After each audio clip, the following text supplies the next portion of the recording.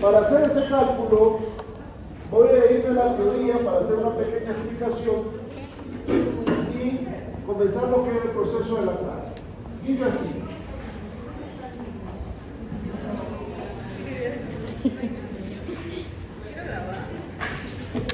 No quería ver la clase de Raúl de suerte.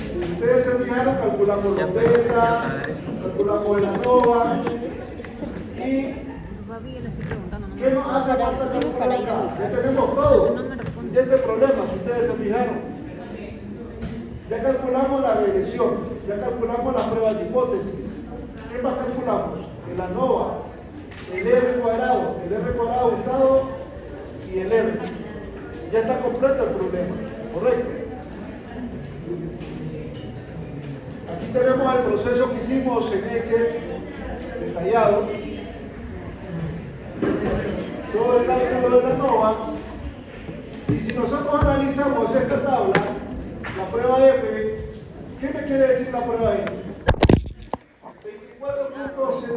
24.56. Me indica que la predicción es buena para la línea de regresión. El R cuadrado me dice que el problema como tal, la variable Y, explica el 87.53% con respecto a la variable X. El R, la asociación entre la variable X y Y, dice que es el 93.55. Y el ajuste del modelo me dice que es el 83.97%. Eso es lo que me indica como tal. Eso me quiere decir que el modelo es bueno para hacer una predicción, ¿correcto? Pero, aquí hicimos el proceso de los betas, los cálculos de los betas, la diagonal que tomamos en cuenta. ¿Se acordaron de la diagonal? ¿Por qué tomábamos la diagonal? Porque los otros valores eran negativos y la raíz del número negativo no existe. Exactamente.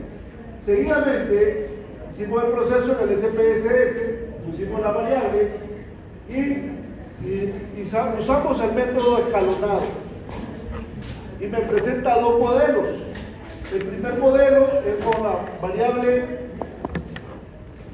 en este caso, X1 y Y1. Y el segundo modelo, la predicción es la variable Y con la de X2 y la modelo B, que es el 2, es X1, X2 y la Y. En este caso, el mejor modelo es el modelo 2, que explica el 87.5% y se ajusta el 84%. Y el F, en este caso, me daba 24.56, que es el ajuste del modelo. Pero acá, si ustedes se fijan, tenemos los valores de los T de estudio. ¿Qué pasa con la T? 1.57, 6.49 y menos 4.029. Que yo le enseñé a calcular esos valores. Buenas. Le enseñé a calcular esos valores, ¿correcto? De los cuales los dos valores de beta, tanto para beta 1 y beta 2, son diferentes de 0. Eso es lo que me quiere decir acá. Y mi modelo es 2.553 más 1.961 X2 menos 1.092 X1. Ese es el modelo. Lo pusimos ahí en la pizarra.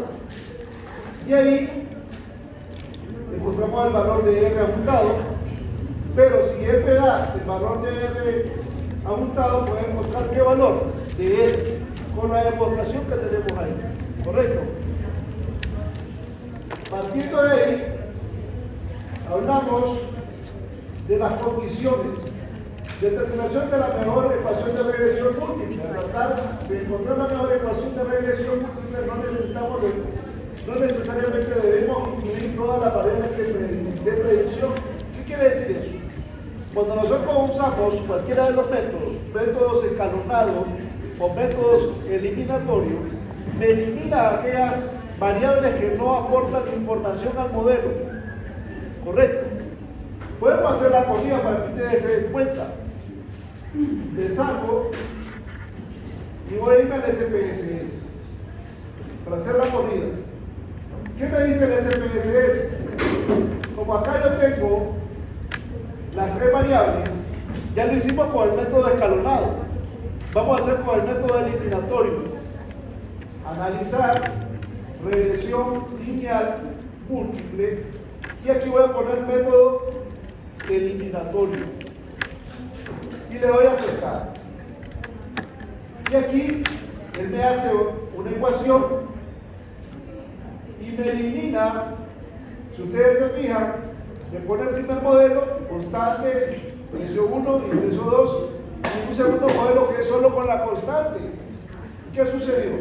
Si ustedes se fijan, me elimina en el segundo modelo las dos variables X. Y acá ya me dice las variables excluidas. ¿Ya se fijaron eso? ¿Por qué las excluye? Porque tiene una, la correlación parcial negativa, y el factor de inflamación de la varianza es 1. Seguidamente, de regreso al PPT, me dice lo siguiente. Ahí la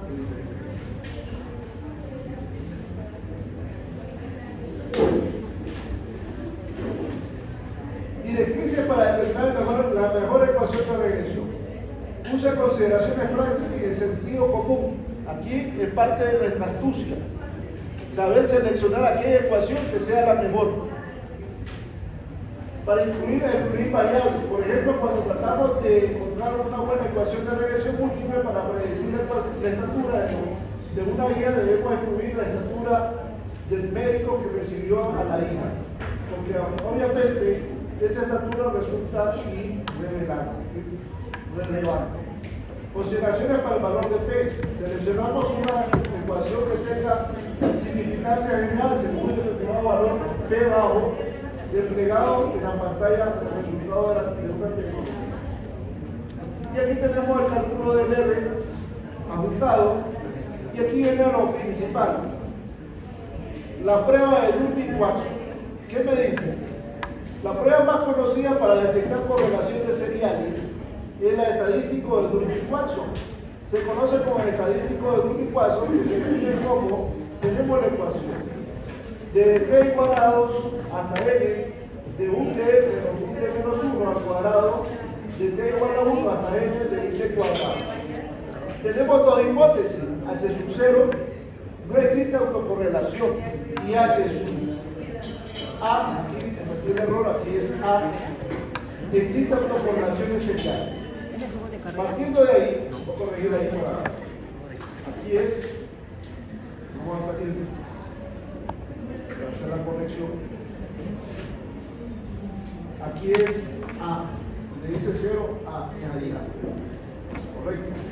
Vamos a la 35, para terminar.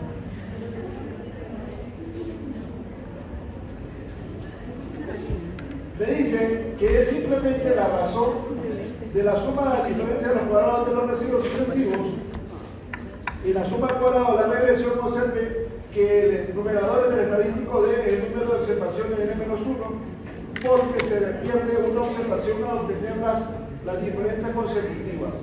Una gran ventaja del estadístico D es que se basa en los residuos estimados. ¿Podemos hacer estimaciones nosotros con la recta de regresión? Sí. Podemos encontrar la prueba de Dunning-Watson con los residuos. Debido a esta ventaja, es frecuente incluir el estadístico de Dunning-Watson en los informes de análisis de regresión junto con otros estadísticos de resumen, como el R cuadrado, el R ajustado, cuadrado, la prueba T y la prueba F, que eso ya les enseñé yo a calcular. Aunque el estadístico de Dunning-Watson se utiliza ahora de forma rutinaria, es importante observar los supuestos en los cuales se basa. El modelo de regresión incluye el término intersecto. Dicho término no está presente como en la regresión a través del origen. Es esencial efectuar una nueva regresión con dichos términos para obtener la suma de los numerados de la regresión. Las variables explicativas X son no estocásticas, es decir, son fijas en nuestros repetitivos. Y aquí las perturbaciones UT se generan mediante el esquema autorregresivo del primer orden. ¿Qué quiere decir autorregresivo? Cuando nosotros tenemos modelos autorregresivos, son las transformaciones que nosotros le damos a la variable X. Por ejemplo, si ustedes se fijaron el número que yo calculé, que era BIS 1.052, para evitarme hacer un modelo autorregresivo, los modelos autorregresivos son aquellos modelos cuando nosotros trabajamos con las variables independientes. Si yo tengo dos variables, por ejemplo, x1 y x2, para hacer un modelo de esas dos variables y hacerlo autorregresivo, yo necesito hacer lo siguiente. ¿Qué me dice acá? Yo necesito hacer un modelo en base a esas dos variables. ¿Y cuál sería mi modelo? X1 es igual a A más B X2. Ese es un modelo autorregresivo que voy a trabajar con Y. Ahora tengo que trabajar con mis variables independientes. Este es un caso especial. Esto se llama análisis de ADIPA o análisis autorregresivos. Son casos realmente especiales que ustedes tienen que tener un conocimiento más profundo de la regresión y más profundo de estadística. Por lo menos haber visto lo que son análisis multivariados. ¿Qué quiere decir esto? Por ejemplo, para que tengan un ejemplo de un autorregresivo, aquí va a tener un A, va a ser igual a la suma de x1 menos b suma de x2 sobre n.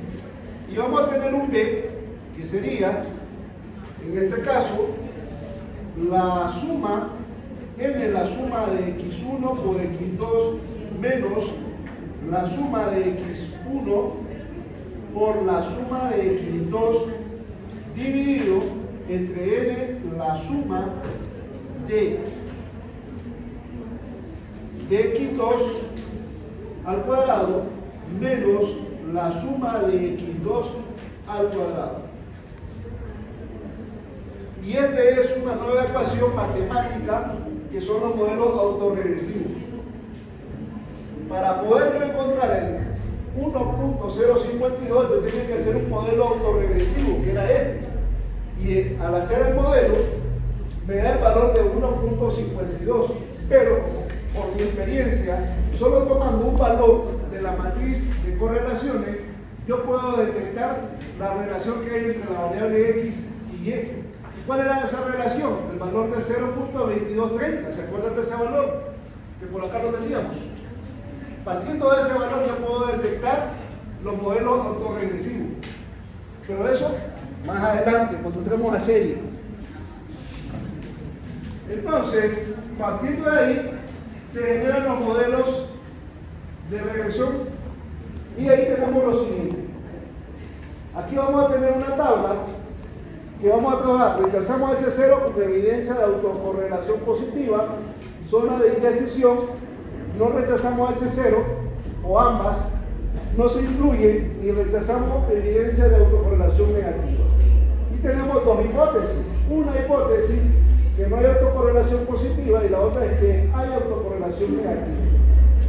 Partiendo de ahí, me dice acá lo siguiente. Vamos a tener en cuenta este análisis. Lo más importante de todo esto es esta parte de acá. Vamos a tener la hipótesis nula, no hay autocorrelación positiva, rechazamos la decisión y me da un intervalo. No hay autocorrelación positiva, sin decisión y me da otro intervalo. Y así sucesivamente me va dando los intervalos. Para facilitarle su trabajo, yo hice una hoja electrónica en Excel donde ustedes solo van a sustituir con la tabla y ya le da la posición donde cae. Entonces, para ello,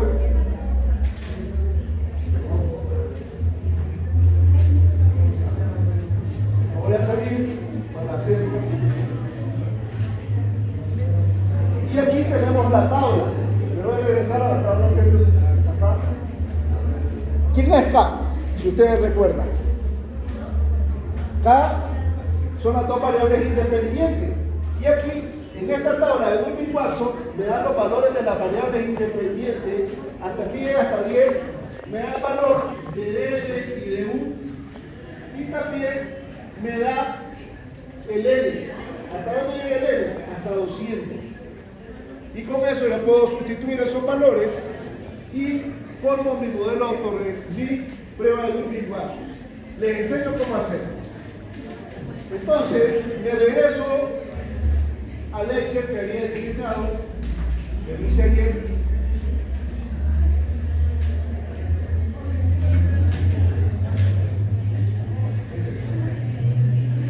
Aquí yo tengo una tabla en Excel y me regreso al problema. Entonces, si ustedes se fijan, yo necesito calcular la prueba de Durbin-Watson para esos datos. Entonces, copio los datos y abro una hoja nueva y los pego. ¿Qué necesito también yo para hacer la prueba de Durbin? Necesito tener mi recta de regresión. Entonces, yo voy a poner beta sub 0. ¿Cuánto es el valor? 2 puntos, dígame, 55. ¿Cuánto es el valor allá? Pizarra. 29,4. Beta 1, ¿cuánto era? 1 punto menos 1.092, ¿sí, verdad? Y beta 2, ¿cuánto era? 1.961. Y tengo mis betas. Entonces yo necesito encontrar los valores de Y estimado. ¿Puedo calcularlo? Sí. ¿Qué conozco yo para poder estimar? Tengo que conocer X1 y X2. Y entonces yo me digo, si igual, mi constante, la dejo fija, con F4, más el valor de beta 1, lo dejo fijo, F4, por el valor de la X1,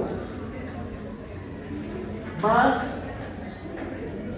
beta 2, lo dejo fijo, con F4, y lo multiplico por X2. Y aquí le doy enter. Y aquí que tengo el valor estimado de Y. ¿Qué quiere decir? Si mi recta de regresión toma los valores de 2 y 3, el valor estimado que voy a tener, ¿cuánto va a ser? 625. ¿Correcto? Y aquí yo vengo y arrastro estos valores. Y habiendo calculado esos valores, me dice que calcule el error. Dice que el error va a ser igual a Y menos Y estimado o Y calculado. Eso es lo que me dice la fórmula. ¿Conozco esos dos valores? Sí. Entonces yo digo, si igual, a los paréntesis, el Y, que es 5, menos 6.25. Y ahora lo arrastro. ¿Qué me dice la fórmula de Durbin? Por ahí la teníamos. Dice que va a ser el error menos 1. Entonces, aquí tengo este. ¿Quién es este? Los valores del error. Son estos que tengo acá. Los mando a calcular para todos. Ahí ya tengo este identificado. Ahora, este menos 1. Primeramente voy a copiar la posición de este menos 1.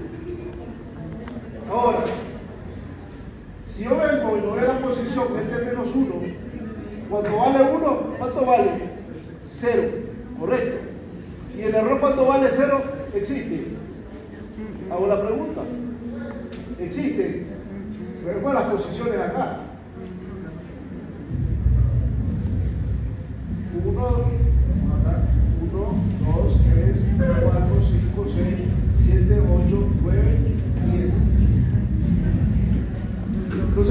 nunca.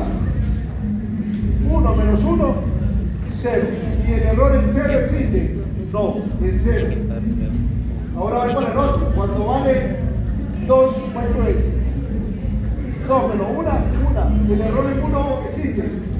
¿Cuál es el valor? Menos 1.2519. Entonces lo copio acá. Y así voy a correrlo 1 a 1 hasta llegar al último. ¿Correcto? Y ya conozco quién. Menos 1. ¿Correcto? Ahora, ¿qué me dice la fórmula? Voy a calcular el valor de es la fórmula menos 1.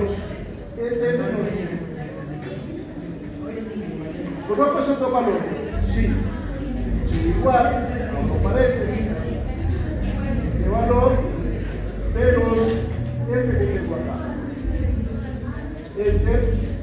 Y lo calculo para todo. Ahora, ¿qué me dice el otro? Que lo tengo que elevar al cuadrado.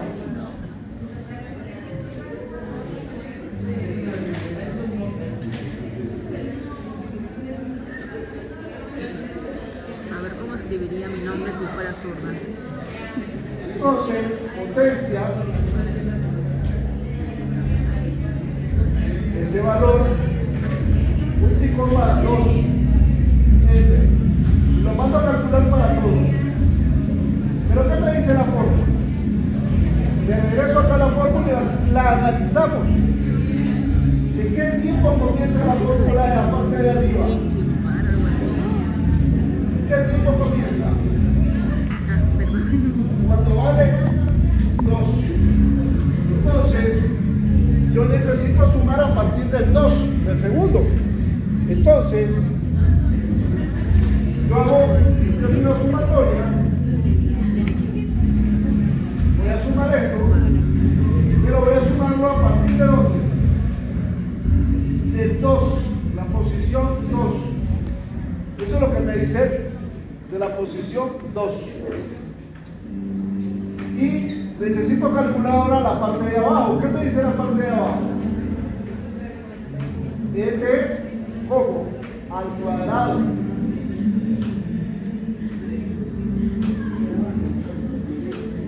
¿Lo puedo calcular? Sí. Potencia.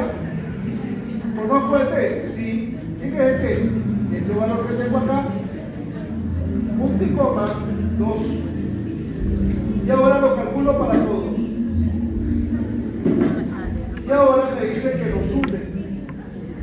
¿Correcto? Y ahí encontré, ya tengo la parte de arriba de la fórmula y la parte de abajo. Y hago el cálculo. Dice que la Turbi-Coaxon va a ser igual a este valor que tengo acá dividido, igual este valor dividido entre este que tengo acá. ¿Y cuánto me da? 3.3861. Me regreso al SPSS. ¿Qué me decía el SPSS en su salida? Voy para arriba. Por aquí teníamos la prueba.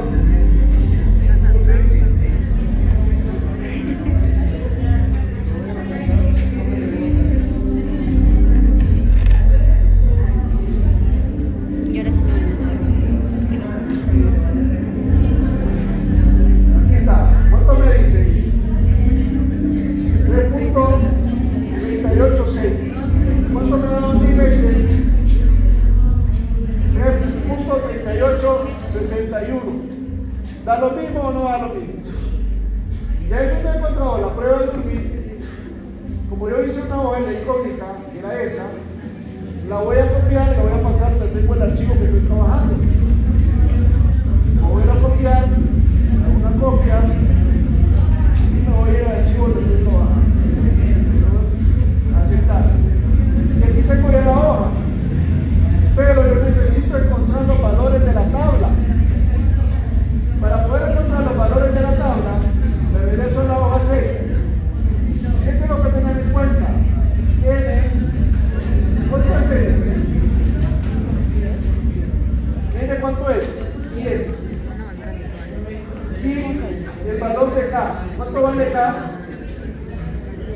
vale acá? 2. ¿Correcto? Esa es la base que pueden derecho para nosotros. Ya teniendo en cuenta N y Se K, supone que voy a hacer, por eso me quedo. necesito encontrar el valor de la tabla. Entonces me regreso al PPT. Voy a subir un poquito de tamaño. Me regreso para acá. Dice que N cuánto vale? 10. ¿Y K cuánto vale? 2. Aquí ya me da dos valores. ¿Cuánto? Si ustedes se fijan, 0,697. Y el otro valor es 1.641. Entonces, de regreso ahí. Eso se le llama DL. Aquí vamos a poner DL y DU. Dice que DL era 0.697, creo que era. Perdón, no recuerdo. Sí, este que está acá. Y el otro es 1. Eso es DU 1.641. Sí. DU 1.641. No voy a poder repetir eso. Y entonces, si ustedes se fijan, automáticamente el ejercicio ya me calcula los límites. Aquí ¿No va a miren, querer? solo sustituir, ya me calcula los límites. Ahora yo necesito ubicar la prueba de Durbin. Borro esto que está acá y voy a iniciar la prueba de Durbin. En ahora la hice. ¿Cuánto me daba? Este valor. Ahora yo vengo, la ubico acá. ¿Cae en el primero? No. ¿Cae en el segundo? Tampoco. ¿Cae en el tercero? Tampoco, no cae en el tercero. ¿Cae en el cuarto? Tampoco. ¿Dónde cae? Acá. Cae dentro de eso. En el punto 3861. Cae ahí dentro. Correcto. Y ahora me voy aquí a la condición 4. Me dice aquí menos DL no igual que 4. Rechazar. No hay correlación de qué tipo. En esta dirección. No hay correlación de qué tipo. Negativa. Eso es lo que me dice. Que no hay autocorrelación negativa. Por lo tanto, no puedo hacer transformaciones en las variables porque están bien. ¿Correcto? Y ahí me regreso para acá. Vamos a la página número 41.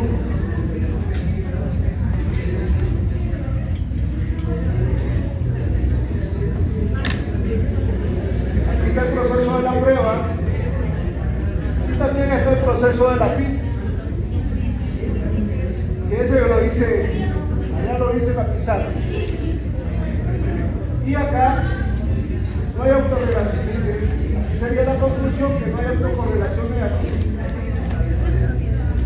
Y ahí terminaríamos el ejercicio.